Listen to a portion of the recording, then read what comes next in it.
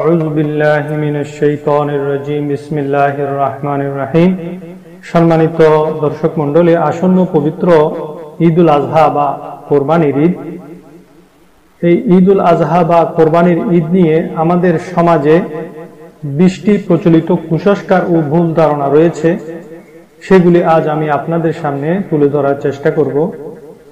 Number 1, কোন এলাকায় কোরবানির পশুর খাদ্যনালী নিয়ে ঘরের সামনে টাঙিয়ে দেওয়া হয় আর মনে করা হয় এর মধ্যে অনেক সওয়াব রয়েছে।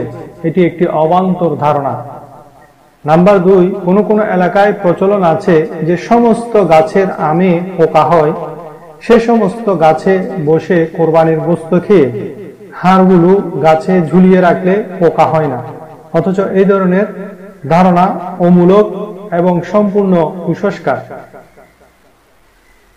তৃতীয়ত, কোন এলাকাতে জিলহজ মাসের চাঁদ উদিত হওয়ার পর থেকে কোরবানির দিন পর্যন্ত মুরগি ইত্যাদি জবে না করা এবং আদৌ গোশত না খাওয়ার যে রীতি ও রেওয়াজ রয়েছে, শরীয়তে এর কোনো ভিত্তি নেই।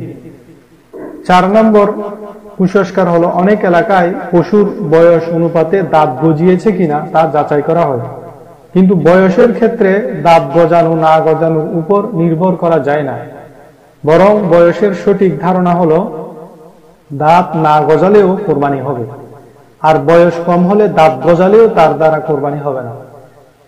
5ম ভুল ধারণাটি হলো, জন্তু ক্রয় করার পর লাল শালু দিয়ে সাজসজ্জা করা, পুষ্পমাল্য দিয়ে গলিতে গলিতে নেয়া এবং মানুষের বাহবা পাওয়ার জন্য জন্তুকে এদিক সেদিক ঘুরানো, এটা সম্পূর্ণ নাজায়েজ ও কুসংস্কার। আর ঈদুল আজহার দিন, ঈদুল আজহা সম্পর্কে যেসব বিষয় বর্জনীয় সেগুলো হলো, নাম্বার 1, গোশত খাওয়ার নিয়তে কোরবানি করা। নাম্বার 2, হারাম উপার্জনের টাকায় কোরবানি করা। নাম্বার 3, ভাগে কোরবানিতে একজনের নিয়তেও যদি সমস্যা থাকে বাকিদের কোরবানি হবে না। নাম্বার 4, এবার গরুটা কিনে ঠকছি এমনতর মন্তব্য বলা। নাম্বার 5, পশুর ওজন পরিমাপ করে প্রতি কেজির মূল্য নির্ধারণ করা। নাম্বার 6, পশুর বয়স যাচাই না করা। গরু মহিষ 2 বছরের কম হলে কোরবানি হবে না, ছাগল 1 বছরের কম হলে কোরবানি হবে না, এটা খেয়াল রাখবেন। 7 নম্বর বিষয়টি হলো, কম দামি কিনে বেশি দাম বলা, বেশি দামে কিনে কম দাম বলা। 8 নম্বর, লোক দেখানোর নিয়তে ফেসবুকে কোরবানির পশুর ছবি দিয়া।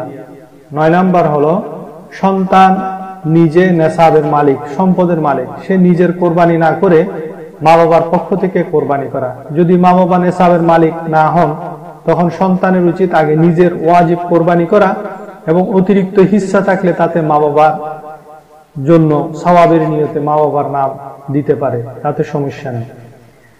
ইদানিং কিছু টাটকা ভুল ফতোয়া শোনা যায়, যেমন কোরবানির সাথে আকিকা করা যাবে না বলে মনে করা, তারপরে গরুতে 7 ভাগ দেওয়া যাবে না, এটাও একটি টাটকা ভুল ফতোয়া।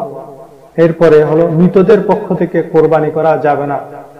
তারপর আরেকটা ইদানিং খুব টাটকা ফতোয়া আসলো, সেটা হলো কোটিপতি হলেও কোরবানি না করলে কোনো সমস্যা নেই। এমনতর মারাত্মক ভুল ধারণা ও ভুল ফতোয়া ইদানিং শোনা যায়, যা থেকে আমাদের বেঁচে থাকতে হবে।